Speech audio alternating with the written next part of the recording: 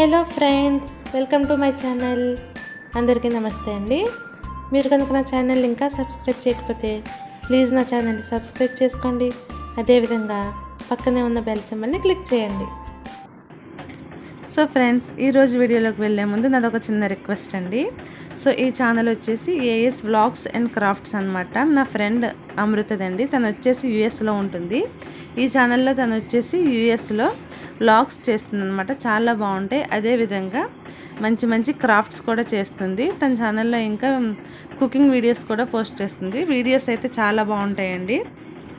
తన channel link వచ్చేసి నేను డిస్క్రిప్షన్లో ఇస్తానండి. ప్లీజ్ అండి ఒకసారి తన ఛానల్ని విజిట్ చేసి మీకు కనుక తన వీడియోస్ నచ్చినట్టయితే ప్లీజ్ తప్పకుండా సబ్స్క్రైబ్ చేసుకోండి. తనను కూడా సపోర్ట్ చేయండి.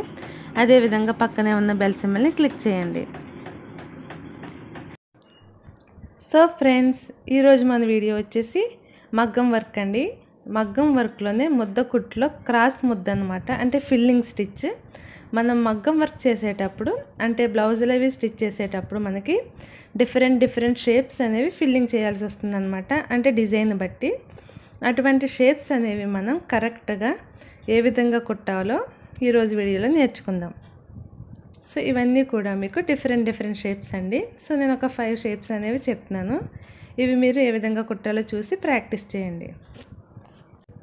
సో ఏ షేప్ కుట్టాలనుకున్నా కూడా మనం క్రాస్గా కుట్టాలండి. అంటే క్రాస్ ముద్ద అనమాట.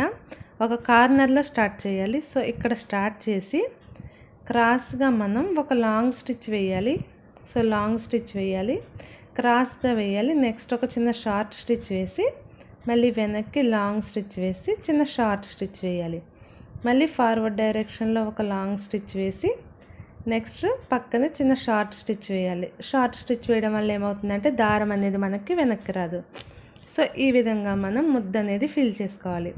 ప్రీవియస్గా నేను చాలాసార్లు అంటే ముద్ద కుట్టినప్పుడు అదేవిధంగా ప్యాడెడ్ లోడ్ స్టిచ్ కూడా సేమ్ ప్యాటర్న్ అండి. ఈ విధంగానే స్టిచ్ చేసాం. సో ఈ విధంగా కుట్టాలన్నమాట. కాకపోతే ఏంటంటే మనం ఈ షేప్స్ కుట్టినప్పుడు ఎప్పుడు కూడా స్ట్రైట్గా కుట్టకుండా ఒక కార్నర్లో స్టార్ట్ చేసి ఈ విధంగా క్రాస్గా కుట్టుకోవాలి. సో ఇక్కడ కనుక మీరు బాగా అబ్జర్వ్ చేసినట్టే ఈ విధంగా క్రాస్గా కుట్టుకుని మీరు కరెక్ట్గా గీసుకున్న గీతని క్రాస్ చేయకూడదు అనమాట. కరెక్ట్గా దాని మీద కుట్టుకోవాలి. సో కుట్టి ఇక్కడ ఏమైందంటే మళ్ళీ చిన్నగా అయిపోయింది, అంటే చిన్నగా కుడుతున్నాం.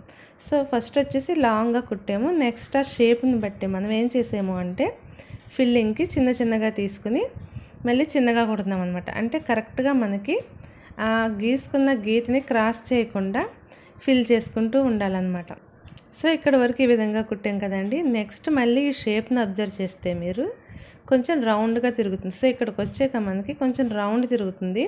సో ఇటువంటప్పుడు మనం ఏం కుట్టాలంటే పై లైన్ని సేమ్ ఇదే విధంగా కుడుతూ లోపల లైన్ మీదకి కుట్టినప్పుడు ఏమవుతుందంటే ఆ దారం అనేది మనకి ఒకదానిపైకి ఒకటి వచ్చేస్తూ ఉంటుంది అనమాట. అంటే మనం క్రాస్గా కుట్టాలి అనుకుంటే క్రాస్గానే కాకుండా షేప్ని బట్టి థ్రెడ్ అనేది మనకి ఒకదానిపైన ఒకటి వస్తూ ఉంటుంది. సో ఆ విధంగా మనం షేప్ని బట్టి కరెక్ట్గా కుట్టుకోవాలి. సో ఇక్కడ కుట్టుకున్నాక నెక్స్ట్ మనం ఈ మిగిలిన దాన్ని కూడా ఫిల్ చేసుకుంటే టోటల్గా మనకి ఈ షేప్ అనేది పూర్తవుతుంది. లాస్ట్లో వచ్చేసి మనం అవుట్లైన్ అనేది చైన్ వేసుకోవాలి. సో చూసారు కదండి, టోటల్గా ఈ విధంగా స్టిచ్ చేసుకోవాలి. ఆ లైన్ అనేది క్రాస్ చేయకుండా ఉండాలన్నమాట.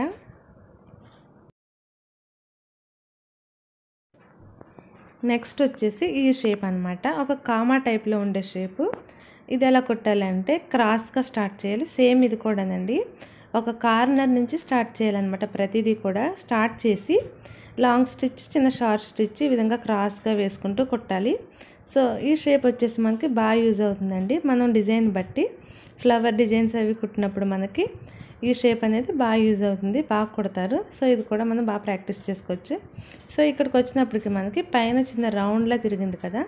సో అది ఎలా కుట్టాలో ఒకసారి క్లియర్గా అబ్జర్వ్ చేయండి. అక్కడి నుంచి మనం ఇక్కడికి రౌండ్ తీసేసుకోవాలి. సో ఇక్కడి నుంచి మనం ఇక్కడికి ఈ విధంగా రౌండ్ తీసేసుకోవాలి. సో మీరు అబ్జర్వ్ చేసినట్టయితే ఫస్ట్ నుంచి కుట్టినప్పుడు ఏమైందంటే మనకి పక్కనే పడ్డాయి. ఇక్కడికి వచ్చినప్పటికి ఏమవుతుందంటే అలా రౌండ్ తిరిగినప్పుడు ఒకదాని మీద అంటే ఫస్ట్ కుట్టిన దారం ఒక లైన్ మీద సెకండ్స్ వచ్చేస్తుంది అనమాట, ఒకదానిపైన ఒకటి వస్తుంది. సో ఆ విధంగా మనకు వస్తుంది అనమాట. అటువంటి రౌండ్స్ అవి తిరిగినప్పుడు ఈ విధంగా కుట్టుకోవాలి. సో టోటల్గా మనం ఈ షేప్ వచ్చేసి ఈ విధంగా కుట్టుకోవాలి. నెక్స్ట్ వచ్చేసి ప్రతిదానికి కూడా మనం అవుట్లైన్ అనేది ఒక చైన్ స్టిచ్ అనేది చేసుకోవాలన్నమాట. సో టోటల్గా ఈ విధంగా స్టిచ్ చేసుకోవాలండి.